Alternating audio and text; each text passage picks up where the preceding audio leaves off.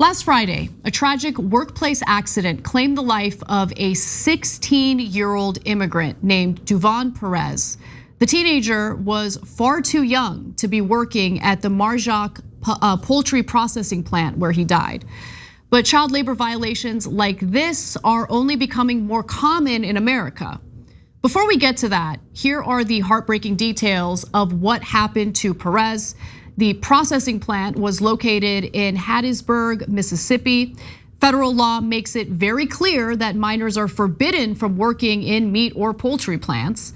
The Fair Labor Standards Act, for instance, specifically lists sanitation of meat and poultry plant equipment as a hazardous activity off limits to underage workers. And we don't know exactly when Perez, who immigrated from Guatemala to Mississippi 6 years ago, started working at this poultry plant. However, the company did admit that Perez was the employee and stated that he was conducting sanitation operations when the accident happened. So in other words, breaking the law. The company was breaking the law by having a 16-year-old work as the sanitation worker in this poultry plant. So a worker who was on duty at the time of the accident spoke of hearing the boy screaming for help, but it was already too late. 2 times he began to scream, "Help, help," the worker said. "I knew he had died," the worker added. Here's what one of Perez's family members told NBC News. "We're very sad," said the relative, who spoke on condition of anonymity because they face a pending immigration issue. He was generous, smiley, and very fun and very responsible at work. Now, Mar-Jac Poultry is now under 2 investigations, one by the Occupational Safety and Health Administration, OSHA, and one by the Wage and Hour Division of the Department of Labor. And this is not the first time Mar-Jac Poultry has been investigated for workplace safety issues, including Perez's death. The company has had 3 deaths and 1 amputation in the past 3 years. OSHA previously cited them in 2020 and 2021 for 4 safety violations in 3 separate incidents, totaling, wow, get a load of this, $52,355 in initial penalties.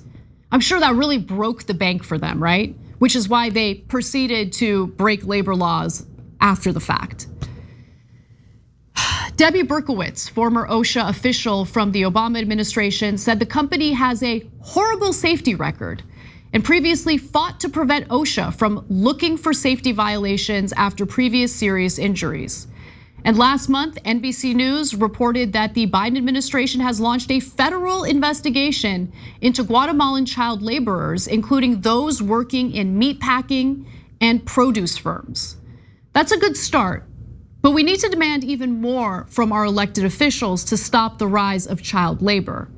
Child labor violations in the US are up 283% since 2015, according to a recent report by the Department of Labor. Those findings come as more than a dozen legislatures pass laws to loosen child labor restrictions in their states. Many of those changes to state laws were bankrolled, by the way, by these right-wing organizations like the Foundation for Government Accountability. The FGA is funded by a broad swath of ultra-conservative and Republican donors, such as the Ed Ullin Family Foundation and 85 Fund, a nonprofit connected to political operative Leonard Leo, who have similarly supported other conservative policy groups. The FGA has called for reforming home-based business laws, fast-tracking permitting processes, cutting social safety nets, and creating other incentives to work, including youth employment with little to no oversight from the government.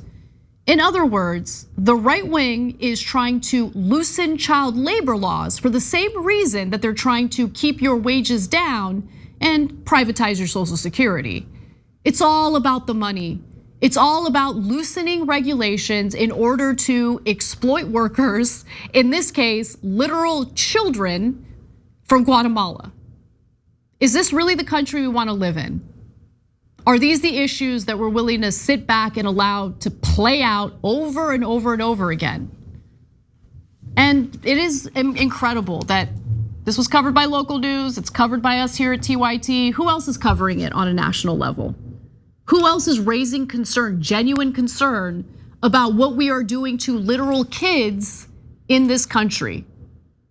16-year-old kid just died in a poultry plant in Mississippi. Who cares? No attention, no concern, and as we speak, more states are trying to loosen child labor laws.